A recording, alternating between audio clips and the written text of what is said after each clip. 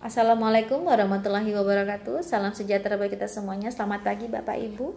Apa kabar hari ini? Saya percaya Bapak Ibu dalam keadaan sehat. Perkenalkan, nama saya Dedi. Setiap hari sebagai Widya Iswara di perwakilan BKKBN Provinsi Sulawesi Selatan. Baik, hari ini kita akan membahas materi tentang bagaimana penerapan perilaku hidup bersih dan sehat di tempat umum. Sebelum lanjut, kita akan review dulu materi yang sudah kita dapat kemarin. Saya rasa Bapak Ibu masih mengingatnya. Kemarin kita sudah membahas tentang apa itu PHBS. PHBS adalah perilaku yang dilakukan secara sadar dari hasil pembelajaran untuk melindungi diri kita, keluarga kita, orang lain di sekitar kita, kelompok kita untuk tetap sehat, dengan tujuan yang utamanya itu untuk meningkatkan kualitas hidup, kualitas kesehatan masing-masing orang. Baik. PHBS ini kemarin dibilang bahwa diterapkan di beberapa tatanan kehidupan. Yang pertama diterapkan di lingkungan rumah tangga, yang kedua diterapkan di lingkungan institusi pendidikan, yang ketiga diterapkan di tempat kerja, yang keempat di tempat umum dan fasilitas kesehatan. Hari ini kita akan membahas bagaimana penerapan perilaku hidup bersih dan sehat di lingkungan tempat umum. Baik. Di tempat umum ada 5 perilaku perilaku hidup bersih dan sehat yang bisa kita terapkan.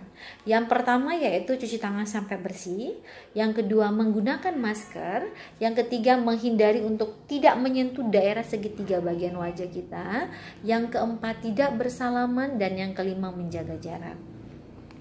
Baik Bapak Ibu, kita sebelum lanjut kita akan lihat video singkat tentang bagaimana penerapan perilaku hidup bersih dan sehat di lingkungan tempat umum.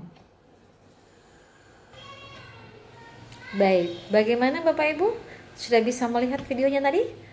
Oke, kita akan bahas satu persatu. Penerapan perilaku hidup bersih dan sehat di tempat umum yang pertama yaitu mencuci tangan. Mencuci tangan, saya rasa semuanya sering mencuci tangan, cuma tanpa kita sadari itu kadang tidak bersih.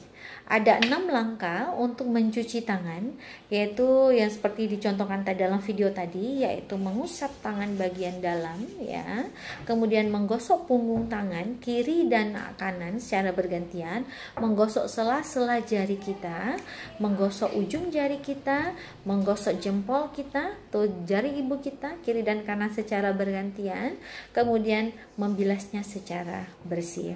Kemudian perilaku yang kedua yaitu perilaku hidup bersih di tempat umum. Yang kedua yaitu menggunakan masker. Dimanapun kita berada, masker ini harus tetap kita gunakan. Kita harus ingat bahwa ada klasifikasi OTG yang harus kita waspadai, orang tanpa gejala, makanya WHO menganjurkan kita untuk tetap menggunakan masker. Penggunaan masker yang baik yaitu ketika masker itu bisa menutup daerah hidung, mulut sampai dengan dagu kita secara rapat Dan untuk melepaskannya tidak dari depan, tetapi dari talinya saja dilepas, setelah itu dibuang, dan jangan lupa tetap mencuci tangan. Orang batuk dan bersin di masa pandemi COVID-19 ini yang harus kita waspadai. Makanya kita juga untuk menggunakan masker. Etika untuk batuk dan bersin, yang pertama yaitu kita mengambil tisu, menutup hidung dan mulut kita. Setelah itu kita membuangnya di tempat sampah, atau kita menggunakan lengan tangan kita, lengan baju bagian dalam, bagian seperti ini. Sehingga droplet yang dikeluarkan ketika batuk atau bersin tidak akan menyebar kemana-mana. Dan yang ketiga yaitu tidak bersalaman. Kita dianjurkan untuk tidak bersalaman karena penyebaran COVID-19 itu lewat tangan kita. Oke, baik. Dan yang keempat kita dianjurkan untuk menghindari, perilaku yang keempat itu menghindari menyentuh daerah segitiga bagian wajah, ada mata, hidung, dan mulut kita. Mengapa demikian? Karena daerah segitiga wajah ini adalah tempat masuknya virus COVID-19. Dan yang kelima yaitu menjaga jarak. Menjaga jarak, perilaku yang kelima di tempat umum yaitu menjaga jarak. Jarak aman yaitu antara 1 sampai 1,5 meter, 1 sampai 1,5 meter dengan orang lain, atau kontak dengan orang lain, khususnya orang yang kelihatan kurang sehat. Baik, demikian dari kami. Ada yang mau ditanyakan?